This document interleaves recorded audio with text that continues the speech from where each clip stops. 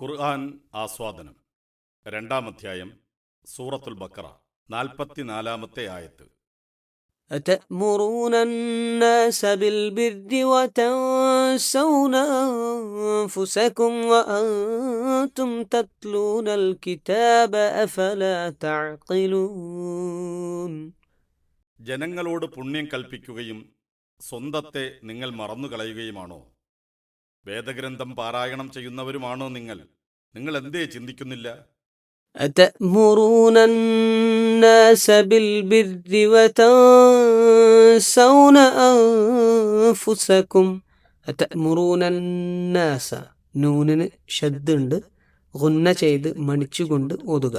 وتنسون أنفسكم وأنتم. ഈ ഭാഗത്ത് 3 സ്ഥലത്ത് ഇഖ്ഫ ചെയ്യാനുണ്ട്. മറച്ചു പിടിച്ച് മണിച്ചുകൊണ്ടാണ് നൂനിനെ ഓതേണ്ടത്. വതസൗന അൻഫുസകും അൻതും 3 ഒരുപോലെയാണ് ഓതേണ്ടത്. തത്ലൂനൽ കിതാബ് നിർത്തുമ്പോൾ കിതാബ് എന്ന് മുഴങ്ങിക്കൊണ്ട് കേൾക്കണം. അഫലാ തഅഖിലൂൻ. ബ റ റാ ത്രയാക്ഷരങ്ങളിൽ നിന്ന് നിഷ്പന്നമായ ബിർ എന്ന പദത്തെയാണ് പുണ്യം എന്ന് പരിഭാഷപ്പെടുത്തിയിരിക്കുന്നത്. എല്ലാത്തരം പുണ്യങ്ങളെയും നന്മകളെയും സമഗ്രമായി ഉൾക്കൊള്ളുന്ന പദമാണത്. അള്ളാഹുവിലും അന്ത്യദിനത്തിലും മലക്കുകളിലും വേദഗ്രന്ഥത്തിലും പ്രവാചകന്മാരിലും വിശ്വസിക്കുകയും സ്വത്തിനോട് പ്രിയമുണ്ടായിട്ടും അത് ബന്ധുക്കൾക്കും അനാഥകൾക്കും അഗതികൾക്കും വഴിപോക്കനും ചോദിച്ചു വരുന്നവർക്കും അടിമമോചനത്തിനും നൽകുകയും നമസ്കാരം നിലനിർത്തുകയും സക്കാത്ത് നൽകുകയും കരാറിലേർപ്പെട്ടാൽ അത് നിറവേറ്റുകയും വൈഷമ്യങ്ങളും ദുരിതങ്ങളും നേരിടുമ്പോഴും യുദ്ധരംഗത്തും ക്ഷമ കൈക്കൊള്ളുകയും ചെയ്യുന്നതാണ് ബിർ എന്ന് ഖുർആൻ തന്നെ പറയുന്നുണ്ട്. 2-ാം അധ്യായം 177-ാം സൂക്തത്തിൽ. നിങ്ങൾ ഇഷ്ടപ്പെടുന്നതിൽ നിന്ന് നിങ്ങൾ ചെലവഴിക്കുന്നത് വരെ നിങ്ങൾക്ക് ബിർ നേടാനാവില്ല എന്നും ഖുർആൻ വ്യക്തമാക്കുന്നു. 3-ാം അധ്യായം 92-ാം സൂക്തം. പാപത്തിന്റെ ഇസ്മ വിപരീതം എന്ന നിലയിലും ബിർ എന്ന് ഖുർആൻ പ്രയോഗിച്ചിട്ടുണ്ട്. 5-ാം അധ്യായം 2-ാം സൂക്തം. പുണ്യം എന്താണെന്നും പാപം എന്താണെന്നും ജനങ്ങൾക്ക് വ്യക്തമാക്കി കൊടുക്കുകയും പുണ്യത്തിലേക്ക് അവരെ പ്രചോദിപ്പിക്കുകയും ചെയ്യേണ്ടത് വിവരമുള്ളവരുടെ ഉത്തരവാദിത്തമാണ്. ഈ ഉത്തരവാദിത്തം നിർവഹിക്കാത്തതിനാൽ ദാവൂദും ഈസയുമെല്ലാം യഥാരൂപത്തിൽ വിശ്വാസം ഉൾക്കൊള്ളാത്ത ഇസ്രായേല്യരെ ശപിച്ചതായി ഖുർആൻ പറയുന്നുണ്ട്. 5-ാം അധ്യായം 78-79 സൂക്തങ്ങളിൽ. ഈ ഖുർആൻ വചനങ്ങളെ വിശദീകരിച്ചുകൊണ്ട് പ്രവാചകൻ സല്ലല്ലാഹു അലൈഹി വസല്ലം പറഞ്ഞത് ഇങ്ങനെയാണ്: ഇസ്രായേൽ മക്കളിൽ മതം ജീർണമായത് ഇങ്ങനെയാണ്. ഒരാൾ ഒരു തെറ്റ് ചെയ്യും. അത് കാണുമ്പോൾ മറ്റൊരാൾ പറയും, അള്ളാഹുവിനെ സൂക്ഷിക്കുകയും നീ ചെയ്യാൻ പാടില്ലാത്ത ഇക്കാര്യത്തിൽ നിന്ന് പിന്തിരിയുകയും ചെയ്യുക. അടുത്ത ദിവസം അയാൾ അതേ തെറ്റ് ആവർത്തിക്കും. അയാളോടൊപ്പം ഇരുന്ന് തിന്നുന്നതിൽ നിന്നും കുടിക്കുന്നതിൽ നിന്നും കൂട്ടുകൂടുന്നതിൽ നിന്നും ഒന്നും അത് മറ്റേയാളെ തടയുകയില്ല. ഇത് ആവർത്തിക്കപ്പെട്ടപ്പോൾ അവരോട് കൂട്ടം കൂടിയവരുടെ തിന്മകളിലേക്ക് അവരുടെ മനസ്സ് ചാഞ്ഞു. അബ്ദുല്ലാഹി ബിൻ മസ്ഊദിൽ നിന്ന് സുനൻ അബീ ദാവൂദിൽ ഹസനായ പരമ്പരയോടെ നിവേദനം ചെയ്തത്: നന്മ കൽപ്പിക്കുന്നവരുടെ ഉത്തരവാദിത്തമാണ് തങ്ങൾ കൽപ്പിക്കുന്നതെന്തോ അത് പ്രാവർത്തികമാക്കി മാതൃകയാവുക എന്നത്. സ്വന്തം ജീവിതത്തിൽ പകർത്താത്ത കാര്യങ്ങൾ എത്ര തന്നെ ഉത്തമമായ തത്വങ്ങളാണെങ്കിലും അത് മറ്റുള്ളവരോട് ഉപദേശിക്കുന്നതിൽ അർത്ഥമൊന്നുമില്ല. പ്രവർത്തിക്കാത്തത് പറയരുതെന്നും അങ്ങനെ ചെയ്യുന്നത് അള്ളാഹുവിന് ഏറെ കോപമുണ്ടാക്കുന്ന കാര്യമാണെന്നും ഖുർആൻ സത്യവിശ്വാസികളെ അഭിസംബോധന ചെയ്തുകൊണ്ട് പ്രസ്താവിക്കുന്നുണ്ട്. 61-ാം അധ്യായം 2-3 സൂക്തങ്ങൾ. സ്വന്തം ജീവിതത്തിൽ പകർത്താത്ത സതുപദേശങ്ങൾ വഴി സമൂഹത്തിൽ കാര്യമായ സ്വാധീനങ്ങളൊന്നും ഉണ്ടാവുകയില്ല. റബ്ബിമാർ വലിയ ഉപദേശകരായിരുന്നു. അവരുടെ ഉപദേശങ്ങളിൽ പലതും അവരുടെ ജീവിതത്തിൽ അവർ പ്രാവർത്തികമാക്കിയിരുന്നില്ല. ഇക്കാര്യമാണ് ഖുർആൻ ഇവിടെ സൂചിപ്പിക്കുന്നത്. യേശുക്രിസ്തുവും റബ്ബിമാരെക്കുറിച്ച് ഇക്കാര്യം തന്നെ പറഞ്ഞതായി ബൈബിളിൽ കാണാം. നിയമജ്ഞരും ഫരിസേയരും മോശയുടെ സിംഹാസനത്തിൽ ഇരിക്കുന്നു. അതിനാൽ അവർ നിങ്ങളോട് പറയുന്നതെല്ലാം അനുസരിക്കുകയും അനുഷ്ഠിക്കുകയും ചെയ്യുവിൻ. എന്നാൽ അവരുടെ പ്രവൃത്തികൾ നിങ്ങൾ അനുകരിക്കരുത്. അവർ പറയുന്നു, പ്രവർത്തിക്കുന്നില്ല. അവർ ഭാരമുള്ള ചുമടുകൾ മനുഷ്യരുടെ ചുമലിൽ വെച്ചു കൊടുക്കുന്നു.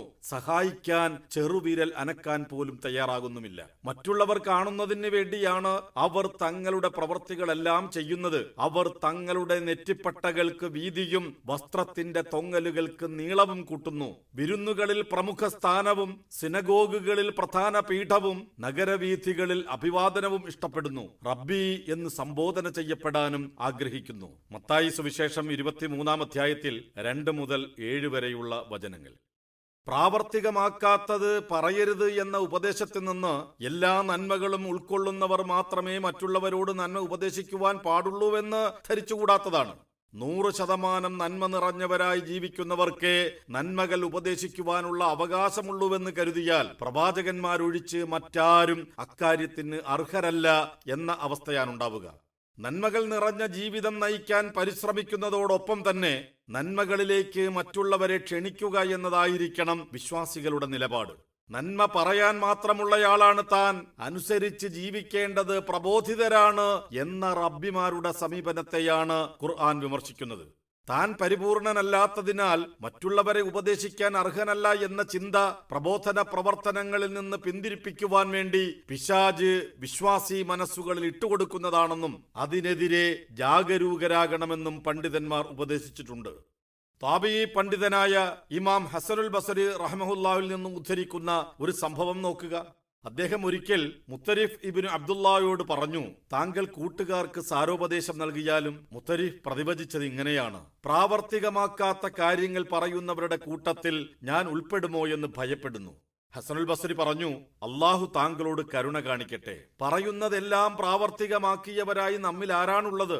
ഈ ചിന്ത വഴി താങ്കളുടെ വഴി ജയിച്ചടക്കാമെന്നും അങ്ങനെ അവസാനം നന്മ കൽപ്പിക്കുകയോ തിന്മ വിലക്കുകയോ ചെയ്യുന്നവരായി ആരുമുണ്ടാകാത്ത അവസ്ഥ സംജാതമാക്കാമെന്നുമാണ് പിശാച് മോഹിക്കുന്നത്.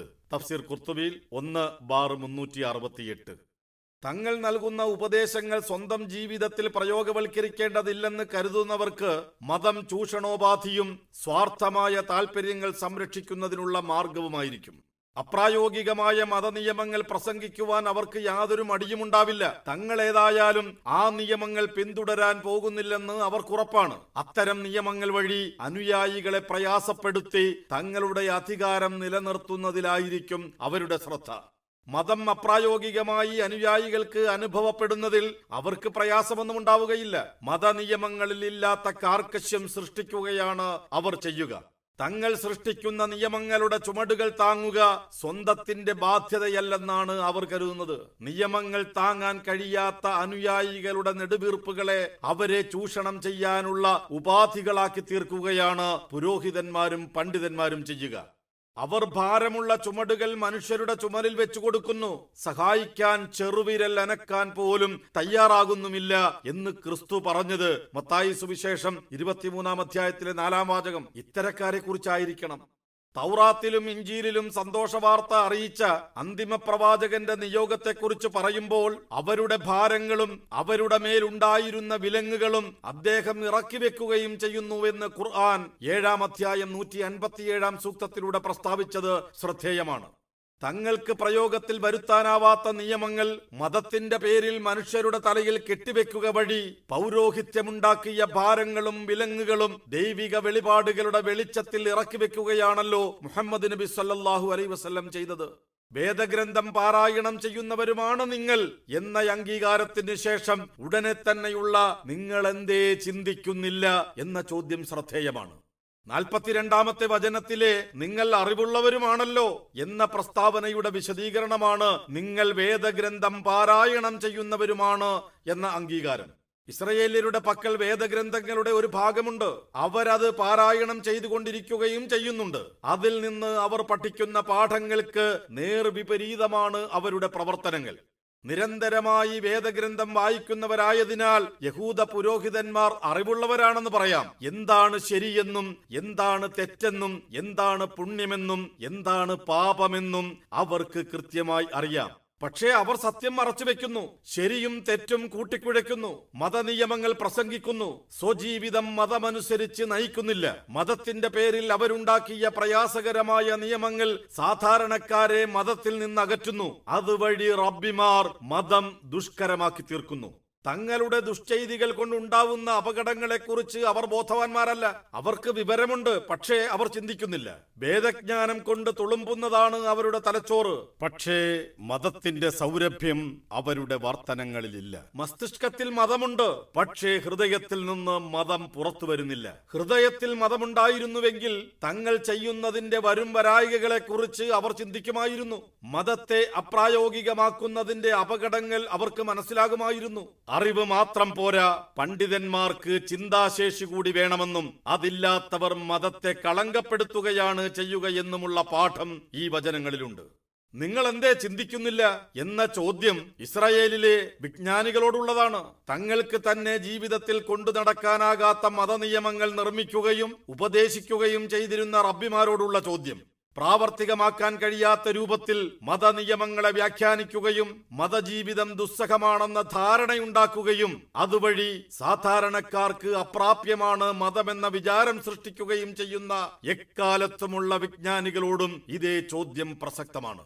ദൈവികമായ വിധിവിലക്കുകൾ ആളുകളെ പ്രയാസപ്പെടുത്തുന്നതിന് വേണ്ടിയുള്ളതല്ല, ധാർമ്മിക ജീവിതത്തിന് സഹായിക്കുന്നതിന് വേണ്ടിയുള്ളതാണ്.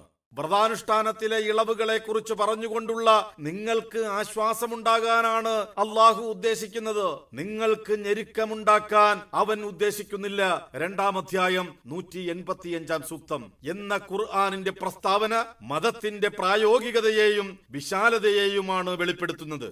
മതനിയമങ്ങൾ ആളുകളെ പ്രയാസപ്പെടുത്തുന്നതിന് വേണ്ടിയുള്ളതല്ല, അവർക്ക് നന്മ നിറഞ്ഞ ജീവിതം എളുപ്പമാക്കുന്നതിന് വേണ്ടിയുള്ളതാണെന്ന് പ്രവാചകൻ സല്ലല്ലാഹു അലൈഹി വസല്ലം പലപ്പോഴായി ആവർത്തിച്ച് പഠിപ്പിച്ചിട്ടുണ്ട്.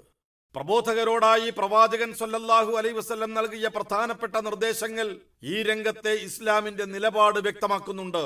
കാര്യങ്ങൾ എളുപ്പമാക്കുക, പ്രയാസകരമാക്കരുത്.